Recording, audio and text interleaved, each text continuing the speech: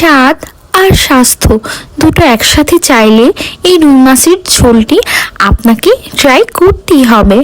আসসালামু আলাইকুম, Mina Nasrin secret ingredient page থেকে আপনাদের সবাইকে স্বাগতম।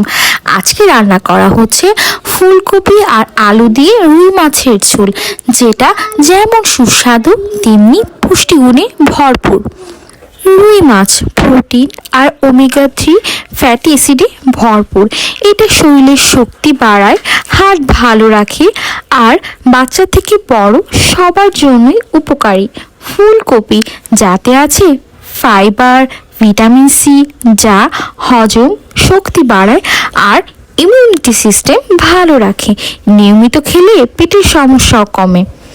আলু থেকে পাওয়া যায় প্রাকৃতিক এনার্জি।